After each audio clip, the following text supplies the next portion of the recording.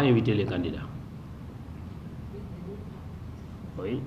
Et je suppose que ceux qui ont parlé et ont même donné une contribution au nom du Front peuvent parler pour eux parce que c'est le Front. Et je sais qu'ils se sont réunis hier jusque tard. Ceux qui ont parlé ont dit ça, vous l'avez entendu. Et dans le Front, dans la cinquantaine de partis du Front, il y a ces gens-là dont vous parlez. Ce que je peux, moi, concevoir, c'est que le PDS donc, a fait effectivement une déclaration. Ils ont qu'ils ne participent pas parce que je suis là. Et puisque je suis encore là, ils ne participeront pas. Si c'est la seule raison. Mais je pense quand même que dans l'intérêt du pays, ils doivent venir participer. Comme j'ai dit, si vous ne participez pas, votre préoccupation ne sera pas prise en compte, elle ne sera pas défendue, tout simplement. Je pense qu'ils peuvent venir participer et dans cette participation, récuser le ministre de l'Intérieur. Parce que le ministre de l'Intérieur lui-même ne dirige pas les débats. D'ailleurs, si vous voyez les thèmes de référence, on en a même parlé. Qui organisera ou aura la gestion des élections? Ça veut dire qu'on n'est pas fermé à ça. C'est un sujet qui n'est pas un sujet tabou. Les partis politiques sont libres d'exprimer des positions par rapport à ça. C'est comme ça que ça marche aussi la démocratie. Mais vous ne pouvez pas dire que je ne participe pas parce que c'est elle qui organise. Il y a des concertations qui sont ouvertes entre différents pôles. Chaque pôle peut avoir des amendements. Et je leur ai dit, si vous avez des propositions à faire, amenez ça à ce niveau, au niveau approprié. Ce n'est pas exclu. S'ils parviennent à convaincre, parce qu'ils ont dit commission paritaire.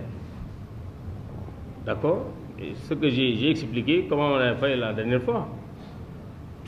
Même si ce n'était pas une commission, celui qui dirigeait le débat a été proposé par l'opposition.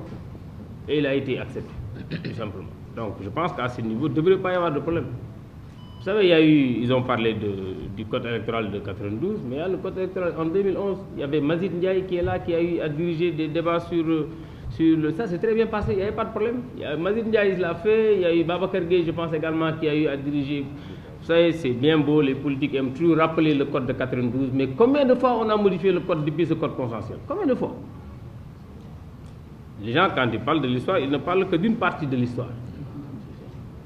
Mais je pense que si on parle de toute l'histoire, on peut quand même, vous êtes des journalistes, dénombrer le nombre de fois où le code de 92 dit consensuel a été modifié jusqu'à ce qu'il soit remplacé en 2011 par un nouveau code. Et pourtant, ceux qui parlent de ce code-là étaient là en 2011. Donc, on a toujours eu des discussions après des élections, ou bien quand on va vers des élections, pour modifier le code, pour changer certaines dispositions, parce que peut-être on n'a pas encore trouvé la formule parfaite. Tout simplement. Donc, il n'y a pas de problème. Aujourd'hui, on est fermé à rien du tout.